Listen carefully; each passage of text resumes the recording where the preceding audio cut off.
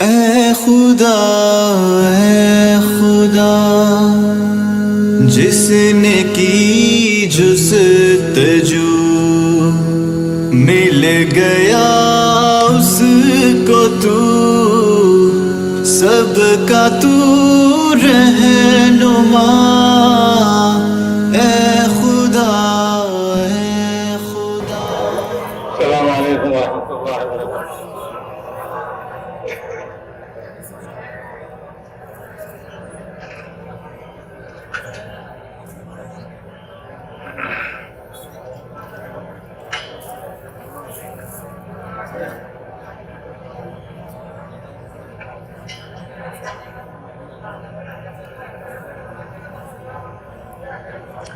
नहमदुहु व नुसल्ली अला रसूलिहिल करीम, अम्मा बाद।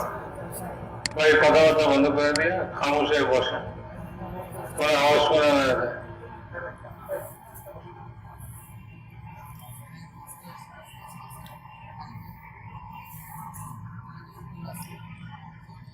আল্লাহ তাআলার যত ওয়াদা সব দ্বীনের সঙ্গে,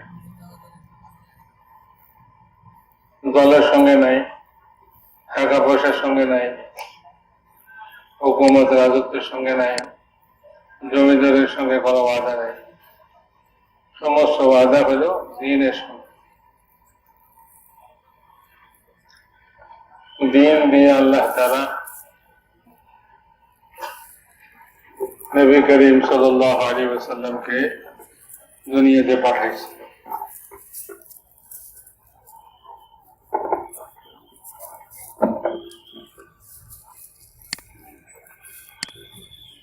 দিন নিয়ে পাঠাইছে, টাকা পয়সা দিয়ে পাঠান নাই, খানা পিনা দিয়ে পাঠান নাই।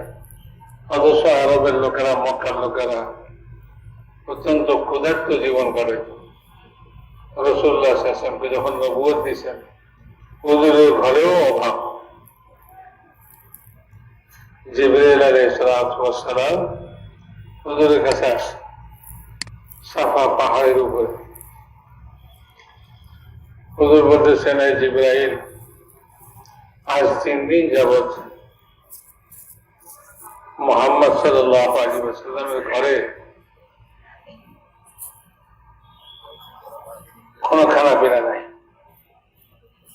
সবাই ভোকা।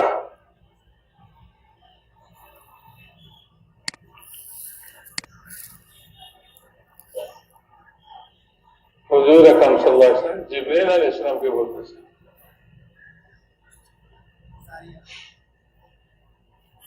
আল্লাহ শুনছেন, আল্লাহ সব শুনেন। আস্তে বললেও শুনে, জোরে বললেও শুনে, একলা একলা করলেও শুনে। আল্লাহ শোনার জন্য কোন আড়ালে কোন বাধা হয়। জমিন আসমানে সব মখলুকের আওয়াজকে শুনে, পিঁপড়ের কথাও শুনে, পিঁপড়ের কথাও শুনে। মুসা আলাইহিস সালাম বৃষ্টির জন্য দোয়া করতে তার কওমকে নিয়ে রওনা দিয়েছে। রাস্তায় দেখে পিঁপড়া উল্টা হয়ে আল্লাহর কাছে দোয়া করতেছে। তো মুসা আলাইহিস সালাম বলে, চলো চলো, কাম হয়ে গেছে। পিঁপড়াই আল্লাহর কাছে দোয়া করতেছে। সব মখলুকই তাদের হাজত আল্লাহ তাআলার কাছে চায়। কুল্লা ইয়াউমিন হুয়া ফি শাআন, প্রতি মুহূর্তে আল্লাহ তাআলা সব মখলুকের ইন্তজামে ব্যস্ত। কেউ ইজ্জত চায়, কেউ কাপড় চায়, কেউ খানা চায়, কেউ বিপদ আপদ থেকে মুক্তি চায়। এটা তো মানুষের অবস্থা। জীব জানোয়ার, পশু, মখলুক, কোটি কোটি মখলুক দুনিয়াতে আছে। এরা সবে তাদের হাজত আল্লাহ তাআলার কাছে চায়। আমরা মানুষ অনেক সময় আল্লাহকে চিনা গায়রুল্লাহর কাছে চাই।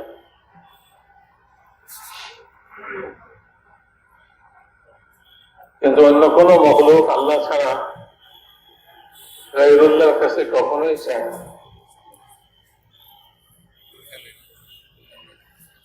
সেই জন্যই আল্লাহ তাআলা আমাদেরকে দিন দিচ্ছে। দিনের মধ্যে একটা কথা এটাও বাতাইছে, আল্লাহ ছাড়া কারো কাছে নিজের মনের কথা বলো না, নিজের হাজতের কথা, জরুরতের কথা বলো না। যতদিন তুমি নিজেকে আল্লাহ ছাড়া কারো কাছে বলা থেকে বেঁচে থাকবা, নিজেকে বাঁচায় রাখবা, ততদিন আল্লাহ তাআলা তোমার হাজতকে পুরা করতে থাকবে, তোমার দোয়া কবুল করতে থাকবে। আর যখন তুমি আর কারো কাছে সওয়াল করবা, আর কারো কাছে চাইবা আল্লাহকে বাদ দিয়া, সেদিন আল্লাহ তাআলা বলবেন তুমি যার কাছে চাইছো তার কাছ থেকে নাও, আমার কাছে কিছু নাই, তোমার জন্য আমার কাছে কিছু নেই। যাই হোক, আল্লাহ তাআলা সবার কথা শুনে। রাসূল পাক সাল্লাল্লাহু আলাইহি ওয়াসাল্লাম কোন জিবরাইল আলাইহিস কাছে রুজি চান নাই, নিজের অভাব অনটনের কথা বলছে। কে শুনছে? আল্লাহ শুনছে। সঙ্গে সঙ্গে একটা বিশাল বিকট একটা আওয়াজ হয়েছে। হুজুর আকরাম সাল্লাল্লাহু আলাইহি ওয়াসাল্লাম ভয় পেয়ে গেছে। বলে, জিবরাইল, আল্লাহ তাআলা কি কিয়ামত কায়েম করে দিলেন নাকি? জিবরাইল আলাইহিস সালাম বলে যে না, কিয়ামত কায়েম করেন নাই। আল্লাহ তাআলা আপনার কথা শুনছেন, আপনি যে আমাকে বলছেন এটা আল্লাহ শুনছেন। আল্লাহ তাআলা একজন ফেরেশতা নাযিল করেছেন যে আজকের পূর্বে কোনোদিন এই জমিনে আসে নাই, প্রথম আসছে। ফেরেশতা যে নামছে এটারই আওয়াজ হয়েছে।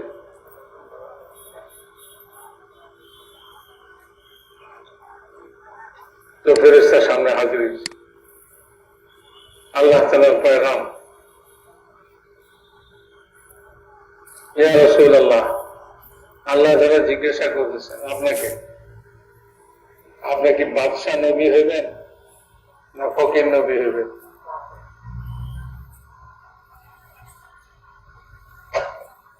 হুজুর আকরাম সাল্লাল্লাহু আলাইহি ওয়াসাল্লাম পরামর্শের জন্য জিবরাইলের দিকে তাকাইছে। জিবরাইল আলাইহিস সালাম হাত দিয়ে ইশারা করছে, নিজের জবাব। হুজুর বললেন যে আমি ফকির নবী হিসেবেই রাজি। একদিন খাইবো আল্লাহ তাআলা শুকর আদায় করবো, একদিন খাইবো না তো আমি সবর করবো। তো বলতেছি কথা যে রাসূল পাক সাল্লাল্লাহু আলাইহি ওয়াসাল্লাম যদি খাওয়া দাওয়ার মধ্যে আল্লাহ তাআলার ওয়াদা থাকতো, সেটা খাওয়া দাওয়াই চাইতেন, নিজের জন্য চাইতেন, নিজের কওমের জন্য চাইতেন। দুনিয়াতে কষ্ট, মুসিবত, পেরেশানি সবাই হয়। যদি এদের মধ্যে আল্লাহ তাআলার ওয়াদা থাকতো যে একদম সুস্থ সবল স্বচ্ছ আনন্দের জিন্দেগি যার হইব, তার জন্য আল্লাহর ওয়াদা পুরা হইব, তাইলে রাসূল পাক সাল্লাল্লাহু আলাইহি ওয়াসাল্লাম নিজের উম্মতের জন্য এটাই চাইতেন। কিন্তু রাসূলুল্লাহ সাল্লাল্লাহু আলাইহি ওয়াসাল্লাম এটাই চান।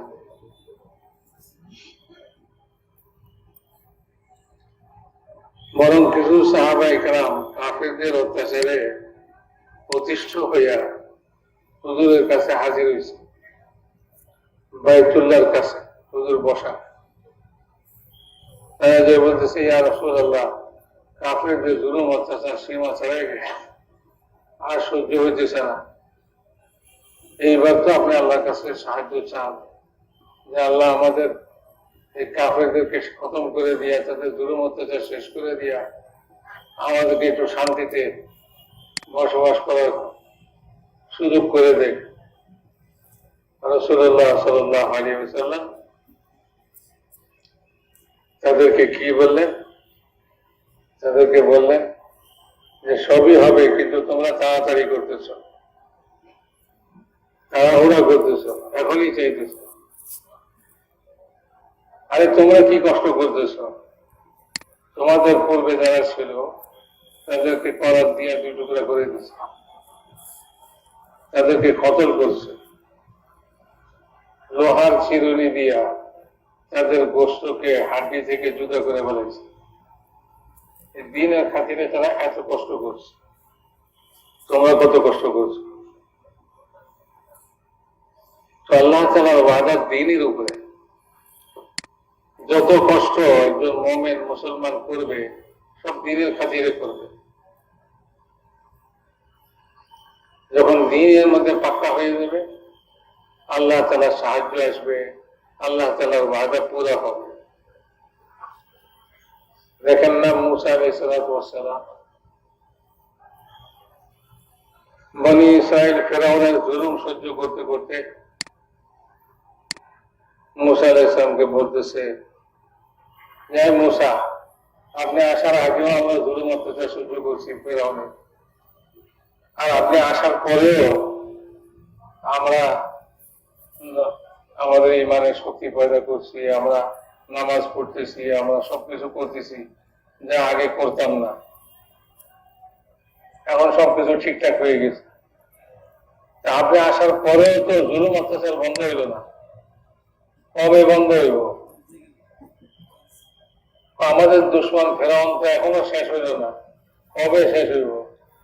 আগেও জুলুম সহ্য করছি, আপনি আসার পরে আমরা সব ভালো মানুষ হয়ে গেছি, তারপরেও দিয়ে যে জুলুম অত্যাচার চলতে আছে। মূসা আলাইহিস সালাম কি বললেন? বলে যে আল্লাহ তাআলা যে ওয়াদা করছেন তোমাদের দুশমনকে খতম করবেন, তোমাদেরকে শান্তি দিবেন, জুলুম অত্যাচার থেকে মুক্তি দিবেন, এগুলি সবই হবে, সবই হবে। এরপরে আল্লাহ তাআলা তোমাদেরকে দেখবেন যে তোমরা ওগুলি পাওয়ার পরে কি করো। তোমরা কি আগের মতো আবার নামাজ ছেড়ে দেও নাকি, দিন ছেড়ে দেও নাকি, কারবারে মিথ্যা কথা কও নাকি, ওয়াদা খেলাফি করো নাকি? এটা আল্লাহ তাআলা আবার তোমাদেরকে দেখবে। তো মেরে মুহতারাম দোস্তা বলবো, যতক্ষণ দিন থাকবে ততক্ষণ আল্লাহ তাআলা তার ওয়াদাকে পুরা করতে থাকবে। আল্লাহ তাআলার ওয়াদা কি? বলে যে দিনদারের জন্য আল্লাহ তাআলার সাহায্য। দিনদারদের জন্য কি ভাই? আল্লাহর সাহায্য। দিন নাই, দল ভারী, কোন সাহায্য নাই আল্লাহ। নূহ আলাইহিস সালামের কওমের কথা শুনাই দিছে, বলে ওরা দলে ভারী আসছিল, দিন ছিল না, আমি তাদের সাহায্য করি নাই, সব খতম করে দিছি পানিতে ডুবাইয়া। দিন নাই, কওমে আদের কাছে অনেক শক্তি ছিল, কিন্তু আমি তাদেরকে খতম করে দিছি, কোনো সাহায্য করি নাই। কওমে সামুদকে সাহায্য করি নাই, কওমে লূতকে সাহায্য করি নাই, কওমে সাবাকে সাহায্য করি নাই।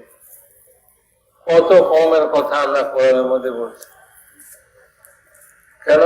এই জন্য যে তাদের কাছে দিন নাই। আসল তো হলো ভাই আল্লাহ তাআলার দিন যতক্ষণ পর্যন্ত আমাদের জিন্দগিতে থাকবে ততক্ষণ আল্লাহ তাআলার ওয়াদা, আল্লাহ সাহায্য আসতে থাকবে। আল্লাহ সাহায্য ছাড়া দুনিয়াতে কেউ কিছু ভালো কাজ করতে পারে না। লা হাওলা ওয়ালা কুওয়াতা ইল্লা বিল্লাহ। কি মানে? হুজুর আকরাম সাল্লাল্লাহু আলাইহি ওয়াসাল্লাম বলতেছেন যে লা হাওলা ওয়ালা কুওয়াতা ইল্লা বিল্লাহ, এই কালমাটা আল্লাহর আরশের নিচে যে খাজানা আছে সেই খাজানার মধ্যে থেকে আসছে। কি অর্থ? লা হাওলা, এই গুনাহ থেকে বাঁচার শক্তি আল্লাহ সাহায্য ছাড়া হবে না। নেক কাজের শক্তি, নেক কাজ করার শক্তি আল্লাহ সাহায্য ছাড়া হবে না। তো আল্লাহ তাআলাই যখন সাহায্য করে তখন মানুষ গুনাহ থেকে বাঁচতে পারে। আল্লাহ তাআলা যখন সাহায্য করে তখন তারা নেক আমল করতে পারে। এই যে তাবলীগের কাম, এইটাও তখন চলবে যখন আল্লাহ তাআলা সাহায্য করবে। আল্লাহ সাহায্য কখন করবে? সবাই মিলে দল বেঁধে একজোট হইয়া ইজতেমা করলে হবে না। রোজানার জিন্দেগি আল্লাহ তাআলা দেখবেন তাবলীগের দ্বারা তার ভিতরে পরিবর্তন আসতেছে কি আসতেছে না। তার ইমান দুরস্ত হইতেছে কি হয় না, তার নামাজ ঠিক হয় কি হয় না, তার ইলমের প্রতি আগ্রহ পয়দা হয় কি হয় না, সে আল্লাহ তাআলার জিকির করে কি করে না, তার আখলাক উন্নত হয় কি হয় না, আগের চেয়ে পরিবর্তন হয়েছে কিনা। আগে কথা কথায় রাগ করতো, গালাগালি করতো এবং সে বদ আখলাকি করতো মানুষের সঙ্গে। এখন কি আস্তে আস্তে ধীরে ধীরে ভালোর দিকে আসতেছে কিনা, এইগুলি আল্লাহ তাআলা দেখবেন। তার নিয়ত দেখবেন, কি জন্য জমা হইতেছে, কি জন্য তবলিগে যায়, কি জন্য সে নামাজ পড়ে, কি জন্য নেক আমল করে, সবই দেখবেন। এই জন্য মেরে মহতারাম দোষটা বুঝবো, আল্লাহ তাআলা এটাও দেখবেন। এই তবলিগওয়ালারা জান মালের কোরবানি, দুনিয়ার আরাম রাহাতের কোরবানি দিয়া, ঘর সংসারের কায় কারবারের কোরবানি দিয়া তারা আল্লাহর রাস্তায় বাহির হয় কিনা, এটা দেখবে। যদি এগুলি সব ছুটে যায়, মসজিদে কাম নাই, তালিমের জন্য কেউ আসে না, মসজিদে বসে জিকিরও করে না, মসজিদে আসে না, নামাজ পড়ে না, অথবা নামাজের জন্য আসে না, মসজিদের গাছটার জন্য আসে না, যে আমলগুলো তবলিগের আগে ছিল সেগুলা সে এখন কিছুই করে না, খালি সভ্যতারই দাওয়াত পাইলে দৌড় দিয়ে আসে, ইজতেমার দাওয়াত পাইলে আয়সা ভিড় করে। এটাতে কাম হবে না। আল্লাহ দেখবেন মসজিদের কাম ঠিক মতন করতেছে কিনা। আল্লাহর রাস্তায় বাহির হওয়া জানমালের কোরবানির সঙ্গে আল্লাহর ওয়াদাকে পাওয়ার জন্য আল্লাহ ওয়াদা করছে যে আল্লাহর রাস্তায় বের হবে, তার সঙ্গে ওয়াদা করছেন না আল্লাহ তাআলা যে খরচ করবে, একে 7 লাখ করে দিবে, যে নামাজ পড়বে, রোজা রাখবে, জিকির করবে আল্লাহ রাস্তায় বাইরে, একে 49 কোটি করে দিবে। আল্লাহ তাআলার ওয়াদার উপরে ইয়াকিন করে সে দুনিয়াকে ছেড়ে আল্লাহ রাস্তায় বেরিয়েছে কিনা, না খালি করে তবলিগ জিন্দাবাদ এটুকুই বসে থাকে। তবলিগে যাইতেছে কিনা, মাসে 3 দিন বাইরে হয় নাকি, অনেক কাজ, অনেক ভেজাল, ভেজাল মুক্ত দুনিয়াতে কেউ আছে, কারো সমস্যা নাই, এরকম লোক দুনিয়াতে আছে নাকি ভাই? একেবারে সুখী এরকম লোক দুনিয়াতে আছে নাকি? এক বাদশার ছেলের অসুখ হয়েছে, হাকিম কবিরাজ যা ছিল সবে চিকিৎসা করতে করতে কয় যে আপনার ছেলেরা আর বাঁচান যাইব না, আমাদের চিকিৎসা শেষ। বাদশাহ মহাচিন্তায় বলছে, এক কবিরাজে কইছে এই কথা, যদি এমন কোন মানুষের গায়ের জামা আপনার ছেলেরে পরাইতে পারেন যার কোনো দুঃখ নাই, যার কোনো কষ্ট নাই, তাইলে হয়তো সুস্থ হইতে পারে। আর বাদশাহ চিন্তা করছে যে এরকম লোক আমার রাজ্যে তো পাওয়া যাবে, অনেক আছে, বহুত খোঁজাখুঁজি করছে, কোন জায়গায় পাওয়া যায়। যারে জিজ্ঞেস করে ভাই আমার একটু সমস্যা আছে, যারে জিজ্ঞেস করে আমার একটু দুঃখ আছে, আমার একটু কষ্ট আছে, একটা লোকও পাওয়া যায় সারা রাজ্যে যে যার কোনো দুঃখ নাই, কোনো কষ্ট নাই, তো মনে দুঃখের আজাব বনে গেছে। রাতের অন্ধকারে দেখে বনের মধ্যে একজনে গান গায়, তারা মনে মনে চিন্তা করছে এই লোকটার বোধহয় কোনো দুঃখ নাই, তাহলে এই অন্ধকার রাত্রে বন জঙ্গলের মধ্যে গান গায়, সুখ না হলে গিয়ে এরকম করে। আন্ধারের মধ্যে একটু হাত হইতে ব্যাটারে পাইছে, ব্যাটারে কইতে লাগছিল যে ভাই তোমার গায়ের জামাটা একটু দিবানি আমারে। একথা করে গায়ে হাত দিছে, হাত দিয়ে দেখেছে ব্যাটার গায়ে জামাই নেই,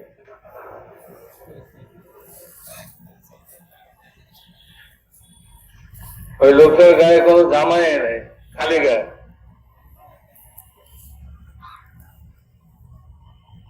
তো এরকম সুখী মানুষের গায়ে জামা লাগে না, করতে লাগে না। তো বলতেছি কথা ভাই, সমস্যা কার নাই, কষ্ট কার নাই? এই সমস্ত কষ্ট সমস্যা আল্লাহর হাওয়ালা করে যাওয়া কত বড় ইমানের পরীক্ষা বলে। ঘরের মধ্যে ছেলে অসুস্থ, তস্কির হইল যে ভাই চলো আল্লাহর রাস্তায়। ছেলেকে ঘরে অসুস্থ রেখা আল্লাহ রাস্তায় বেরিয়ে গেল। কাজ কারবারে লোকসান যাইতেছে, দেখার মতো লোক নাই, তো কাজ কারবার বন্ধ করে আল্লাহ রাস্তায় বেরিয়ে গেল। কত বড় করবেন। একজন ডাক্তার সাহেব দৈনিক রোগী দেখা যে ফিস লয়, তাতে সে লাখ টাকার উপরে কামাই করে দৈনিক। এখন তো 500 টাকা দিতে হয় ডাক্তারের। খালি আপনি করবেন আমার মাথা ব্যথা একটা ওষুধ লিখে দেন, 500 টাকা দেন। মাথা ব্যথার ওষুধ লিখে দিবেন, এটার জন্য 500 টাকা? জি, এখন জমানা এরকম হয়ে গেছে। আগে 5 টাকায় দেওয়া হয়তো, এখন 500 টাকা লাগে। আর বড় বড় রোগ হলে তার কোনো কথাই নেই। যত বড় রোগ হইব তত বড় ফিস। একজন ডাক্তার দৈনিক 1 লাখ টাকা 2 লাখ টাকা সে কামাই করে রোগী দেখে। এই লোক যদি আল্লাহর রাস্তায় 3 দিনের জন্য বাইর হয়, বলেন সে 3 দিনে যেতে খরচ কত হইব তার? না 3000 টাকা, না 300 টাকা? আমরা তো এটা দেখলাম, কত খরচ করছেন আপনি তবলিগে 3 দিন লাগাইয়া? কত করবো? ডাল ভাত খাইছে, কতই লাগে? আর আমরা মাছ বস্তুই খাইছি, কতই লাগে? আমরা তো ওইটা দেখতেছি। আমরা এটা দেখতেছি না যে সে 3 দিন রোগী দেখা বন্ধ রেখা সে দৈনিক যদি 2 লাখ টাকা কামায় থাকে, 3 দিনে 6 লাখ টাকা কামানি বন্ধ রাখছে। কত বড় কোরবানি করছে বলে। তো এটা হলো টাকার কোরবানি। কেউ টাকার কোরবানি দেয়, কেউ মনের কোরবানি দেয়, কেউ শরীরের কোরবানি দেয়। অনেক রকম কষ্ট, তার শরীরের রোগ ব্যাধি, তারপরেও সে আল্লাহ রাস্তায় যায়। তো আল্লাহ তাআলা এগুলি দেখেন যে আমার বান্দা সে এরকম সমস্যা সত্ত্বেও আমার রাস্তায় বেরিয়েছে।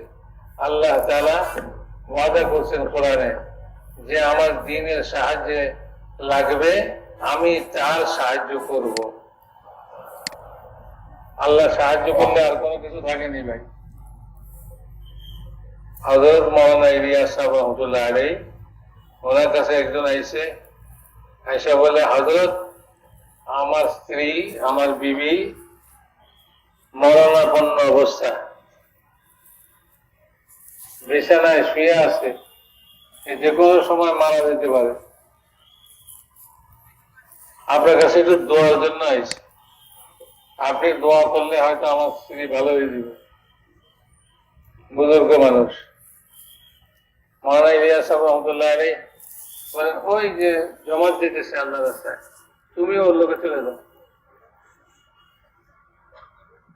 সে মনে করছে আমার কথা শুনে নাই, শুনলে কি এরকম কথা কইতে পারে?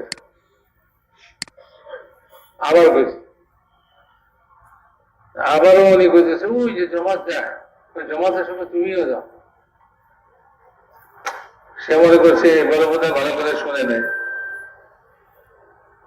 তৃতীয়বার কইছে, তখন হযরত জি বলতেছেন এই কথা, আমি তো এই জন্যই বলতেছি তুমি জমাতের সঙ্গে যাও, তুমি আল্লাহর কামে যাবে, আল্লাহ তোমার কাম করে দিবে। তো উনি বুজুর্গ মানুষ, কইছে কথা ফালাইতে পারে না, জমাতের সঙ্গে চলে গেছে। সময় টময় লাগায় ফিরছে, হযরতের সঙ্গে মুসাফা করে বাড়িতে যাইব, মনে মনে চিন্তা করছে বিবি তো মারা গেছে। এখন মহল্লায় গেলে লোকজনে ধরবে, তুই কই আছিলি, তোর বউ যে মরল, তুই কোথায় আছিস? ডরে ডরে মহল্লায় ঢুকছে, চারিদিকে তাকায় মানুষের দিকে, কেউ কিছু করে না। আরো কাছে গেছে ঘরের, মনে করছে ঘরের কাছের লোক তো ধরবই, দেখে কেউ কিছু করে না। আস্তে আস্তে ঘরের দরজার সামনে গেছে, দরজা ভিতর থেকে বন্ধ, মনে করছে ভিতরে বোধহয় মরে বুঝে চলে এসে, কেউ খবরও নাই। তো দরজা ধাক্কা দিয়ে দেয় যে ভিতর থেকে বন্ধ, তো ধাক্কা দিয়ে আওয়াজ হয়েছে, ভিতরে ওনার বিবি শুনছে।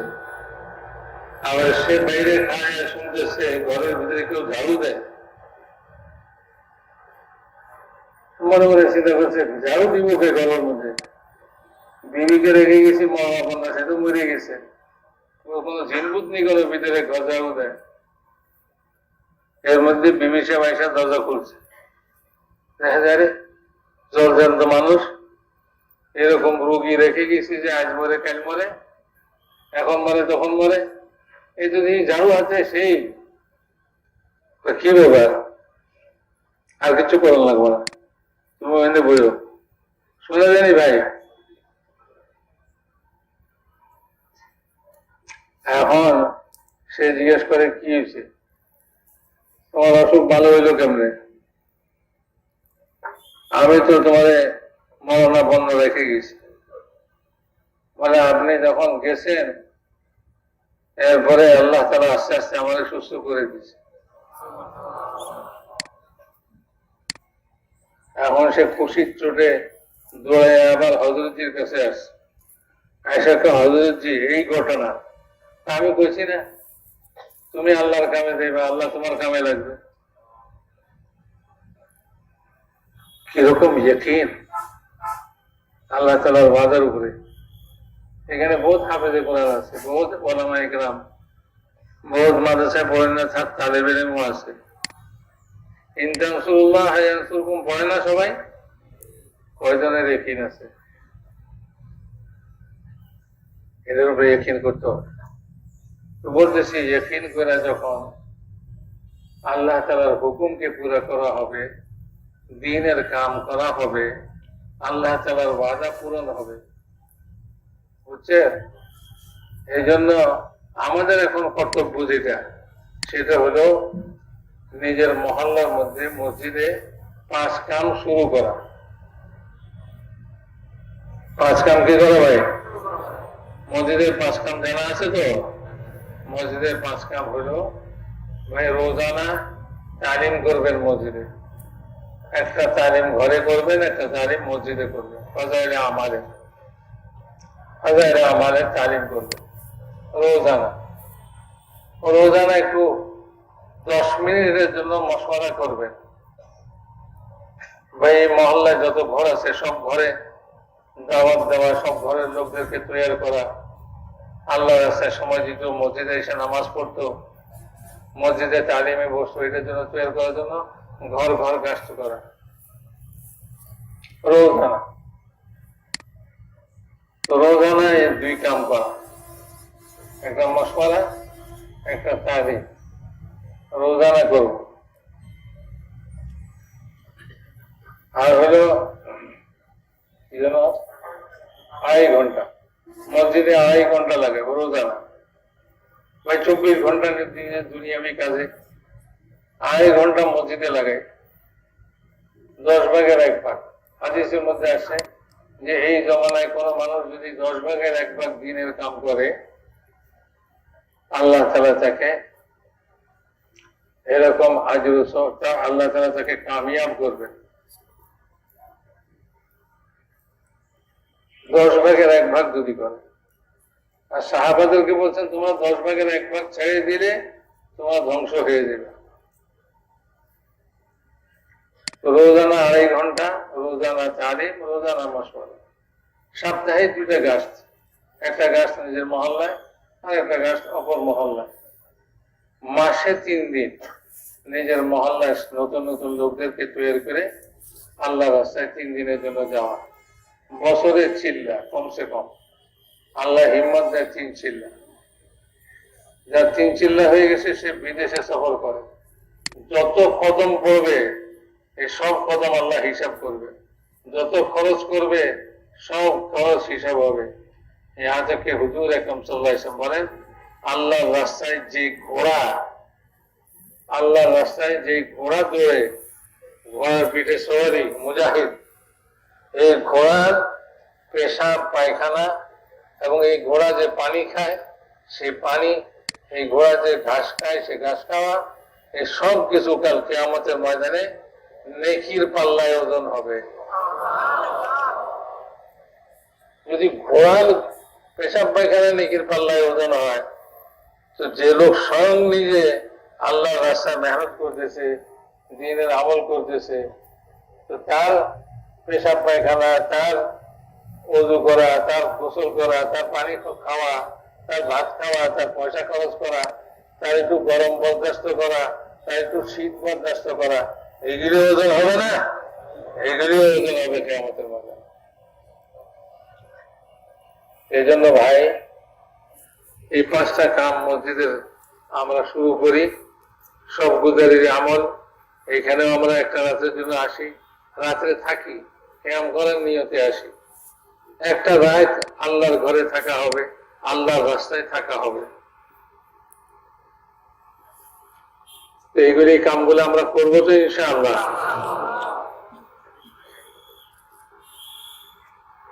এখন যদি এইগুলি কাম আমরা করি তাহলে আল্লাহ তাআলার ওয়াদা পুরো হবে। সেই ওয়াদা কি? আল্লাহ তাআলা আমাদের ব্যক্তিগত জীবনেও সাহায্য করবেন এবং আল্লাহ তাআলা এই কামের লাইনে যত মেহনত, যত রুকাওয়াট, যত বাধা, এই লাইনেও আল্লাহ তাআলা সাহায্য করবেন। এটা ছাড়া সাহায্য করবার আর কোনো রাস্তা নেই। বীর দেখে আল্লাহ সাহায্য করে না, আল্লাহ আমল দেখে সাহায্য করে। এই আমলের জন্য ভাই আজকে সব গুজারিতে আসছেন। কথা হলো সারা সপ্তাহ মেহনত করে সব গুজারিতে সাথী তৈরি করে নিয়ে আসা আল্লাহ রাস্তায় যাওয়ার জন্য, চিল্লা 3 চিল্লার জন্য, বিদেশের জন্য মেহনত করে নিজের মহল্লা থেকে তৈরি করে তাদেরকে সঙ্গে করে নিয়ে আসা। আগামী বিশুদ্ধ, আজকে যদি না করে দেখবেন আগামী বিশুদ্ধ